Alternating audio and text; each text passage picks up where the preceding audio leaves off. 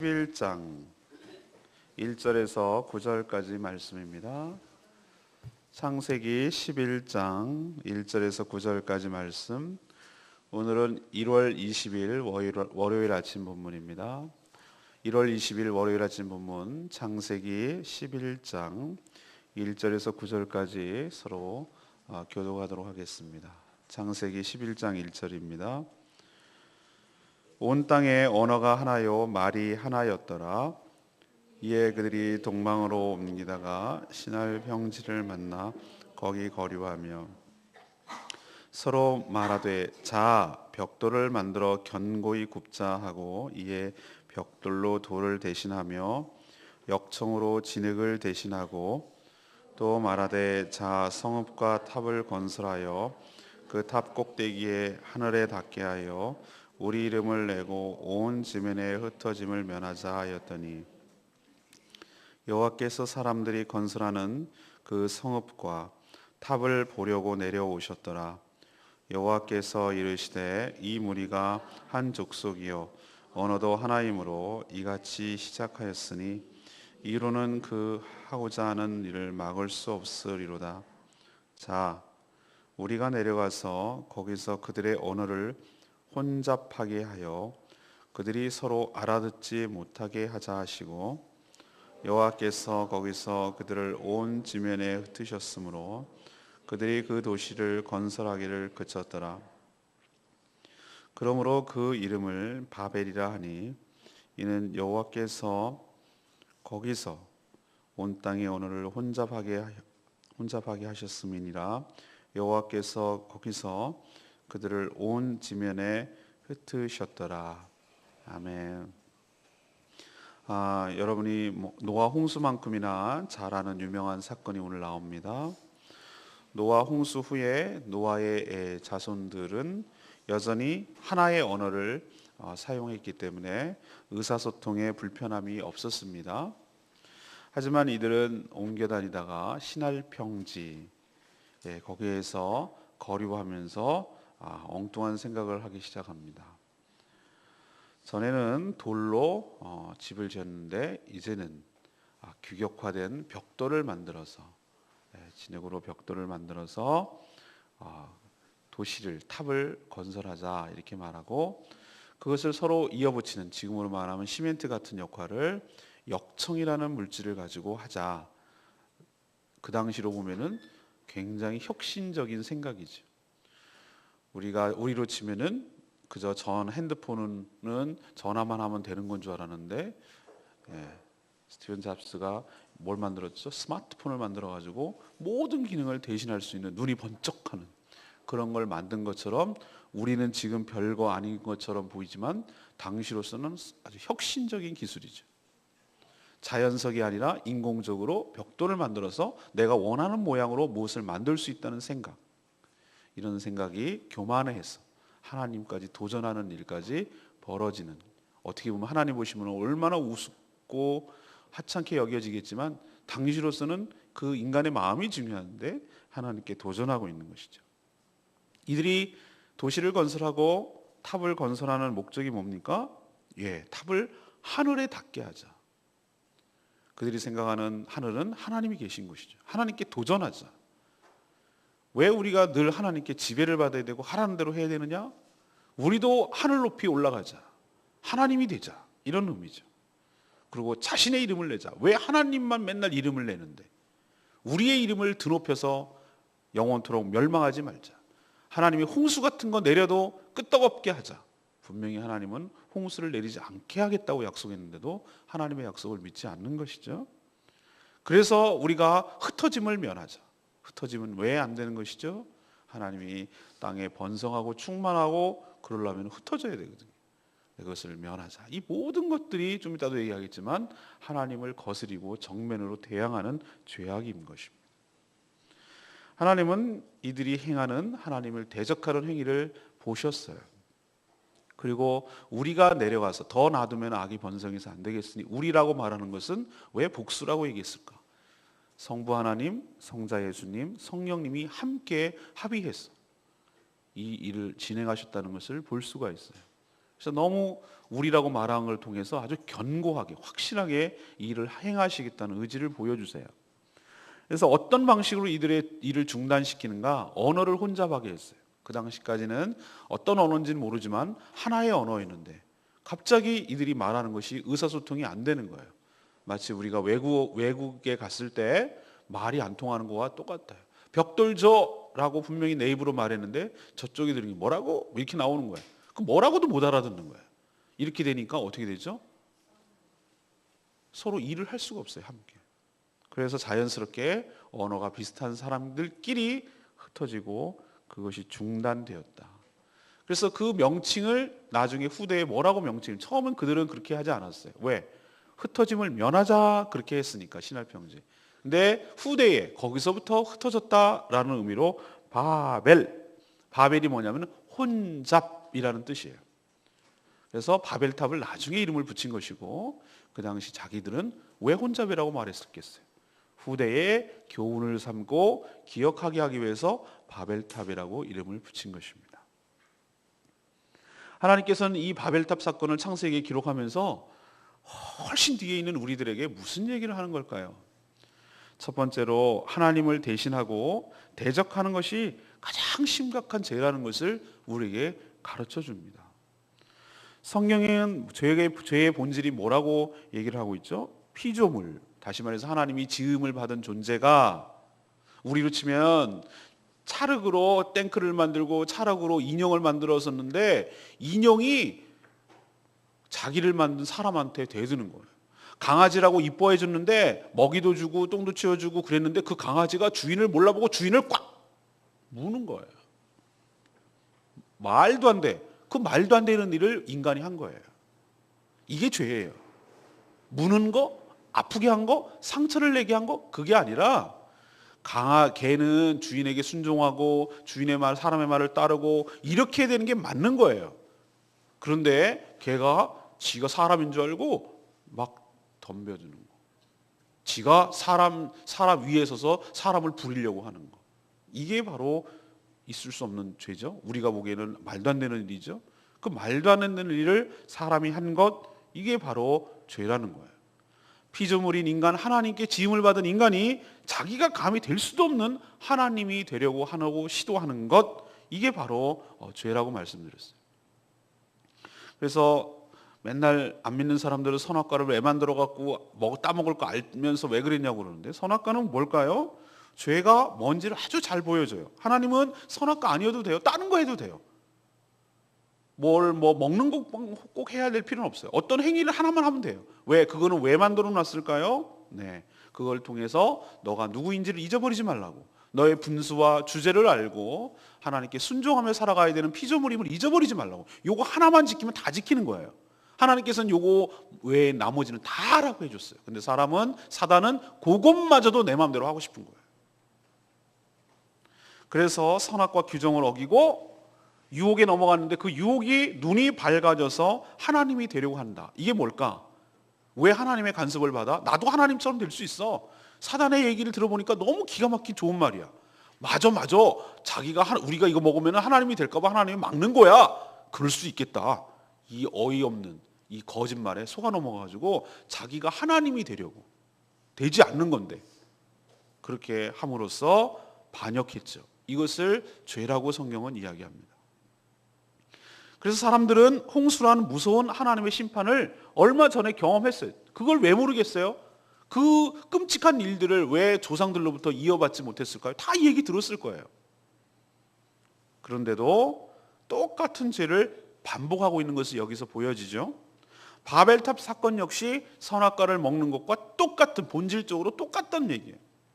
하나님의 뜻을 뭐 하는 거죠? 정면으로 어기고 하나님의 모든 간섭을 다 배제한 후에 스스로 하나님이 되려고 시도한 것, 이게 바벨탑 사건의 본질이에요. 이들이 탑을 세운 목적에서 잘 드러납니다. 자신의 이름을 내고 흩어짐을 면하자. 이들이 주장하는 것이 바로 이거였습니다. 자, 이게 말이 되냐? 왜 말이 안 되냐? 하나님의 이름을 높이는 것이 사람의 본분인 줄로 믿습니다. 사람이 뭐에 존재하는가? 하나님께 영광을 돌리고 우리를 통해서 하나님의 이름이 높아지고 우리를 통해서 하나님께 칭찬이 돌아가도록 하는 것이 사람이 존재하는 이유예요. 이 마이크가 존재하는 이유는 뭐예요? 사람을 목소리를 크게 해주는 게 이게 이유예요. 이게 사람이 될 수는 없어요. 그런데 하나님의 뜻을 정면으로 지금 어기고 있죠? 누구의 이름을 높이자고? 자신들의 이름을 높이자는 이게 교만이에요. 사탄이 왜 사탄이 되었습니까? 하나님을 찬양하는 천사장이었어요. 성가대 대장이었어요. 왜 하나님만 맨날 찬양을 받아? 왜 하나님만 높여줘야 되는데? 왜 우리는 맨날 시다발이야? 왜 맨날 옆에서 이렇게 해줘야 되는데? 나도 찬양을 받고 싶어. 이게 교만이죠? 하나님 자기 자리를 이탈하고 자기가 하나님이 되려고 시도한 사단이 하나님께서 내쳐서 쫓겨난 것이죠. 똑같은 짓을 지금 우리가 하고 있어요. 자기의 이름을 높이자. 그리고 또 흩어짐을 면하자. 이것도 잘못된 생각이에요. 하나님께서 노아에게 축복이라고 말씀했어요. 축복이자 명령이에요, 이것은. 자, 땅에 번성하고 뭐죠? 충만하고 땅에 충만하고 퍼지라고, 생육하고 번성하고 땅에 충만하라는 얘기는 이건 숫자적으로도 그렇다는 의미고 여러 지역적으로도 그렇다는 의미예요. 숫자적으로도 더 불어나야 된다는 의미고 지역적으로도 넓게 퍼져야 된다는 의미예요. 그런데 이것을 지금 정면으로 어기고 있어요. 흩어짐을 면하자, 우리끼리 뭉쳐 살자. 이것은 하나님께서 창조했을 때 의도와 전혀 다른 것입니다. 우리는 이 말씀을 통해서 첫 번째 깨달아야 될 것은 무엇인가? 아, 죄는 항상 똑같은 것이구나. 무엇인가? 사람이 자기 주제, 자기 분수, 자기의 위치 이것들을 망각하고 교만해져서 하나님처럼, 하나님 대신해서 하나님처럼 굴고 살아가려고 하는 태도, 이것이 죄임을 꼭 기억해야 되고, 하나님은 우리를 만드신 분이고 우리의 주인이고 우리는 그분의 말씀을 순종해야 될 피조물이고 사람인 것을 꼭 기억할 때 이런 죄가 반복되지 않을 줄로 믿습니다. 두 번째는 뭘까요? 하나님을 대적하는 어떤 교만도 결코 성공할 수 없다는 것을 우리에게 보여줘요. 하나님을 자신을 대적하는 도전, 여기에 대해서 그것을 그냥 어떤 반역도 그냥 두지 않습니다. 사탄도 마찬가지라고 아까 얘기했죠. 하나님을 찬양한 고귀한 자리인데도 그것을 대적하고 걷어차고 대적했을 때 하나님께서는 내침을 하셨어요. 내쳤어요. 사람들이 벽돌로 돌을 대신하고 역청으로 진흙을 대신해서 하늘 끝까지 닿게 하여 높은 탑을 쌓겠다라고 하는 이 무모한 도전을 시도했을 때 하나님은 그들의 행위를 보시려고 내려오셨다고 그랬어요. 하나님은 위에 계시고 내려오시는구나. 이거는 하나님이 그렇다는 게 아니라 우리 사람들이 잘 이해하기 편하도록 사람처럼 표현하는 것뿐이지 하나님이 올라갔다 내려갔다 이렇게 하시는 분이 아니에요. 하나님 다 알고 계신다, 그런 의미를 얘기하려고 하는 것이에요. 그리고 뭐라고 얘기하셨냐면은 방치할 경우, 그냥 놔둘 경우 이 악이 걷잡을 수 없이 더 퍼져서 이 세상을 다 타락하게 하고 망가뜨릴 수 있으므로 내린 결론, 이들이 흩어지게 하도록 언어, 말을 혼잡하게 해서 서로 못 알아듣게 하시는 방법을 취해서 그것을 중단시키셨어요. 그래서 혼잡이라는 말로 바벨, 그래서 바벨탑이라고 부르게 된 것이죠. 또 흩어지게 해야 하나님께서 원래 창조했을 때 또 홍수 이후에 주셨던 축복이, 그 다음에 사명이 부합하게 할 수가 있는 것이죠. 땅에 충만하는 그 말씀 말이죠. 교만한 인간이 저지르는 어떠한 대적도 하나님 앞에서는 성공할 수 없다라는 것을 우리에게 보여주시려고 이렇게 바벨탑 사건을 자세하게 기록하고 있는 것이죠. 사단은 지금도 끊임없이 자기의 그 수하에 두고 있는, 자기의 종살이 하고 있는 안 믿는 자들, 하나님 밖에 있는 자들, 예수 밖에 있는 자들을 이용해서 끊임없이 바벨탑을 지으라고 우리에게 충동합니다. 문화를 건설하고 도시를 건설하고 이 땅에서의 천국을 건설하고 끊임없이 이 땅에서의 유토피아, 천국을 건설할 수 있다고 대단한 혁신적인 방법을 제시하면서 우리들을 부추깁니다. 그래서 신이 어떠한 형벌을 내리고 어떠한 심판을 내려도 끄떡없는 도시를 만들어내자. 핵폭탄이 터져도 끄떡없는 지하의 도시, 또 새로운 별 행성에 가서 새로운 도시를 만들어내자. 그런 바벨탑을 만들어내려는 수없는 시도를 끊임없이 합니다. 사단은 그것을 또 조장하고 충동하고 그렇게 충동합니다. 그렇지만 우리가 명심해야 될 것이 있어요. 그 당시 벽돌이나 그 당시 역청은 혁신적인 방법이었다 하더라도 해 아래서 새 것이었고 하나님 하시는 거에 비하면 허접합니다. 우리는 스마트폰이 최신 핸드폰이라고 생각하지만 우리가 100년 뒤에 이것이 유지될까? 지금은 이제는 자동차가 운전하는 시대가 아니라 무인으로 우리가 영화 속에 보던 그런 것이 조만간 실현될 것인데, 그러면 혁신인가? 혁신이에요. 그러나 그것이 100년 뒤에 갔을 때 또 그게 혁신이 될까? 하나님 보시기에 보면 애들 장난하는 것 같아요. 마치 지금 우리가 보면은 벽돌로 만들고 역청을 해가지고 바르는 것이 그게 뭐 혁신이야 이렇게 말하는 것처럼, 앞으로 하나님 눈으로 보면은 정말 웃기는 일들을 가지고 애들 장난하는 것처럼 한 거 가지고 하나님을 대적하려고 하는 것이에요. 중요한 것은 무엇을 하려는 하냐가 중요한 게 아니라 그 마음이 중요한데, 감히 하나님 이 모든 자연 질서와 이 엄격하게 잘 돌아가고 조화롭게 돌아가는 이 자연 질서를 창조하신 그 하나님의 지혜에 도전을 하고 그 위치에 도전을 하려고 하는 모든 시도는 이렇게 다 철저하게 무산되고 다 파괴되고 다 없던 일이 될 것임을 우리에게 분명하게 보여주려고 이렇게 하는 것입니다. 하나님은 구원은 인간이 만들어내서 구원을 이루는 것이 아니라 하나님께서 우리에게 베풀어 주실 때 그 구원이 완성될 줄로 믿습니다.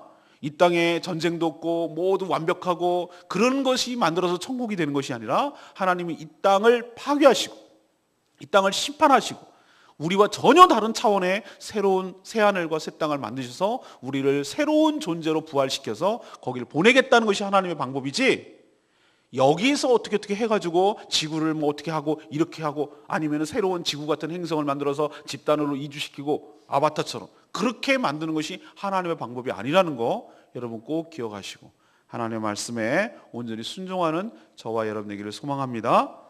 세 번째는 뭐예요? 하나님을 대적한 죄는 반드시 대가를 치른다는 것이에요. 앞에서 노아 세 아들들을 통한 다양한 나라가 형성되었음을 족보를 통해서 언급했죠.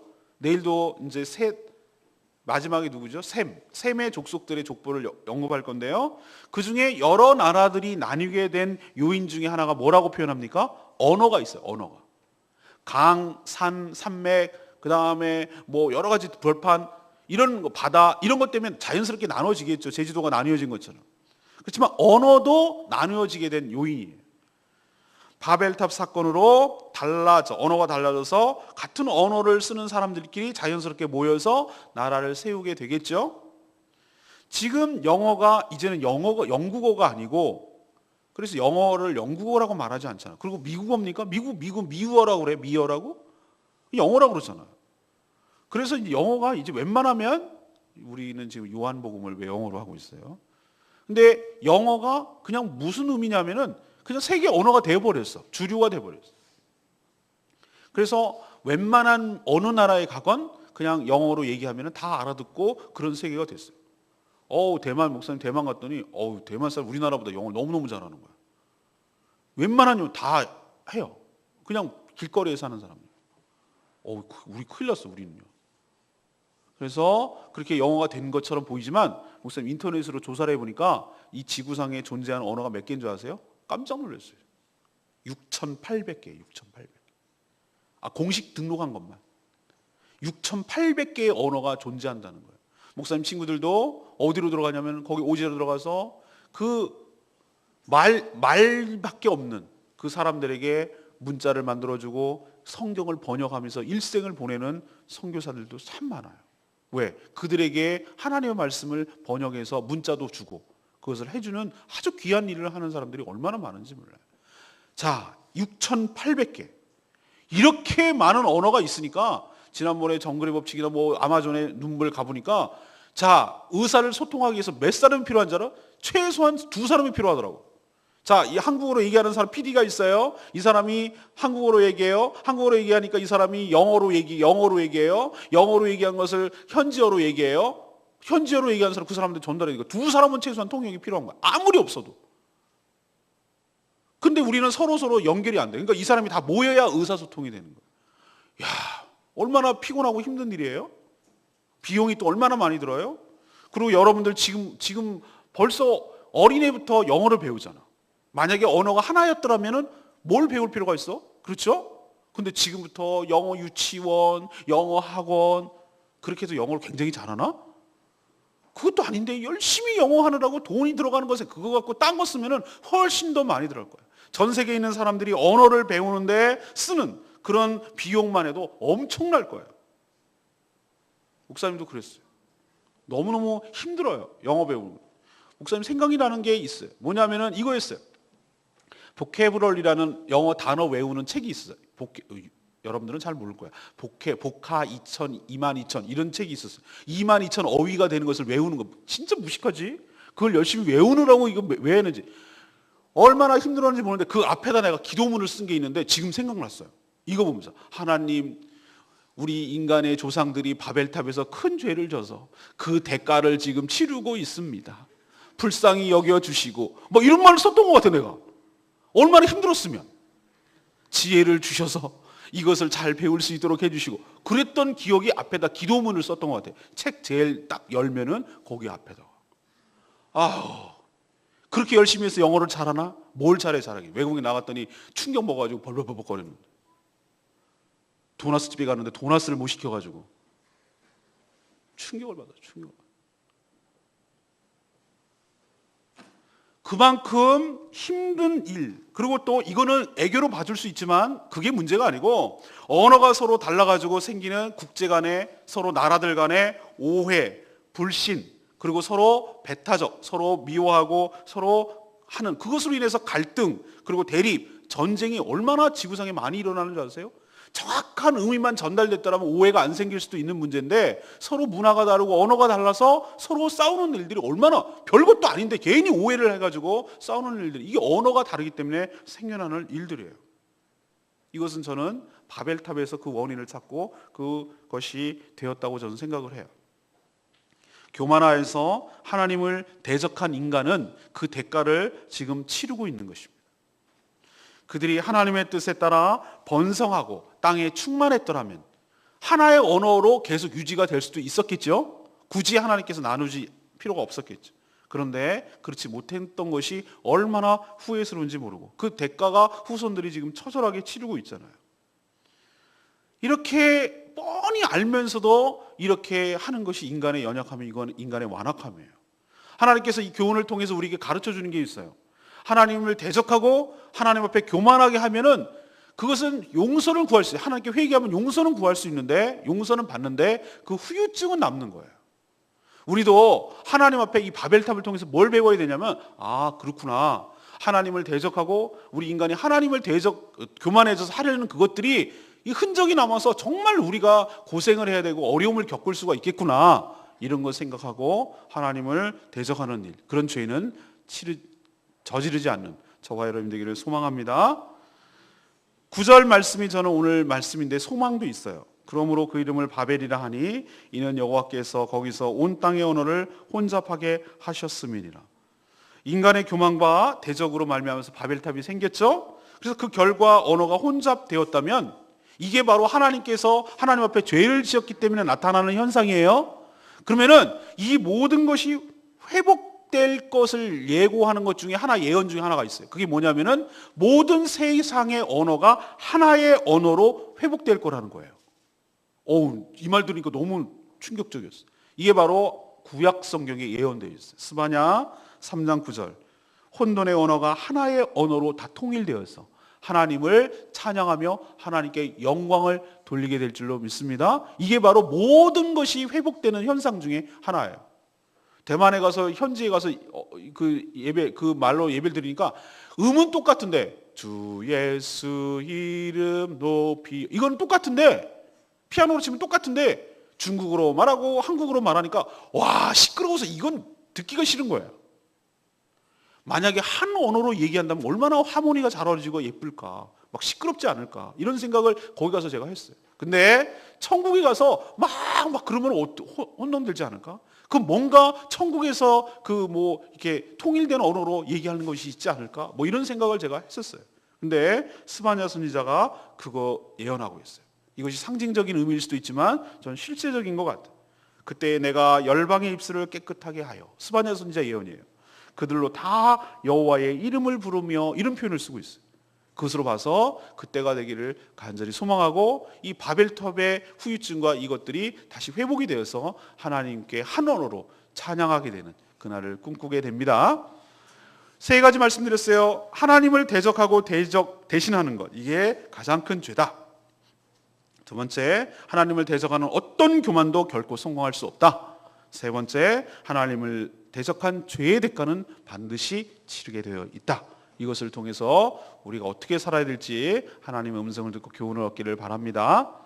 이 말씀 붙들고 기도하기 전에 아까 불렀던 찬양 다시 부릅니다. 238장 나 주님의 기쁨 되기 원하네 부르고 기도합니다.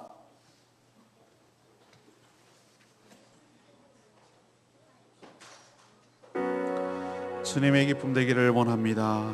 주님을 대적하는 존재가 아니라 주님을 기쁨이 되는 존재가 되기를 원합니다.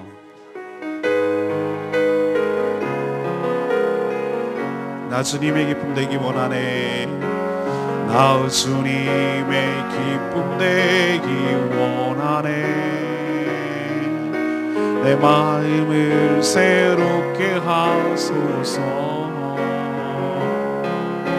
새 부대가 되게 하여 주사. 주의 뱀이 비추게 하소서. 내가 원하는 한가지 주님의 기쁨이 되는 것. 내가 원하는 한가지 주님의 기쁨이 되는 것. 겸손히 내 마음 드립니다.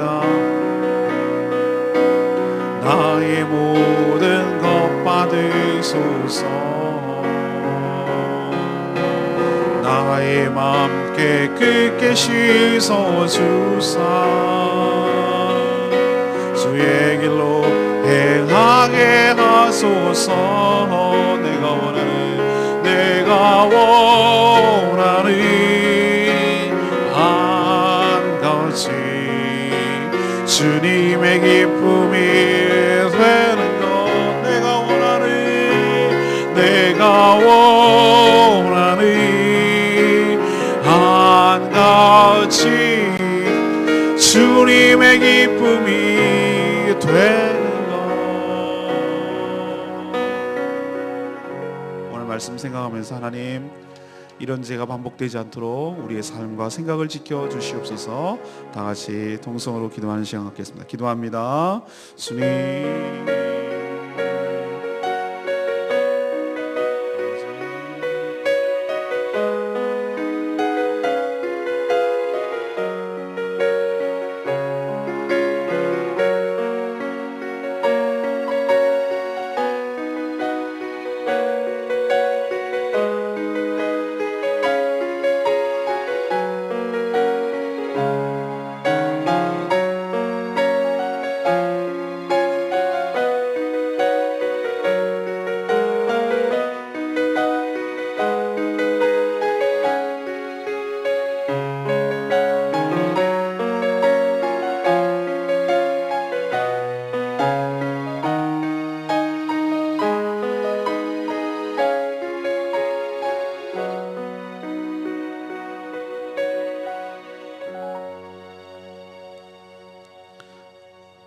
하나님, 인간의 폐허간 모습이 여전함을 봅니다. 하나님께서 우리의 속사람을 새롭게 하시고 개선하는 것이 아니라 우리가 그리스도 안에서 십자가에서 죽고 주의 영으로 다시 살게 하셔야만 새 사람이 될 줄로 믿습니다. 높아져서 하나님을 대적하며 하나님처럼 살려는 어리석은 어떤 시도도 다 버리게 하여 주시고 오직 주님의 말씀에 겸손히 순종하며 살게 하여 주시옵소서. 어떤 대적도 성공할 수 없음을 깨닫게 하시고 그 대가를 치르게 됨을 알아 삼가 조심하며 살게 하여 주시옵소서. 언어의 혼잡과 언어의 다양함을 보면서 인간의 패역한 죄가 생각나게 하여 주시고 마지막 때에 하나님께서 이 모든 것들을 회복하사 하나의 언어로 하나님을 찬양하게 될 날을 꿈꾸며 살게 하여 주시옵소서.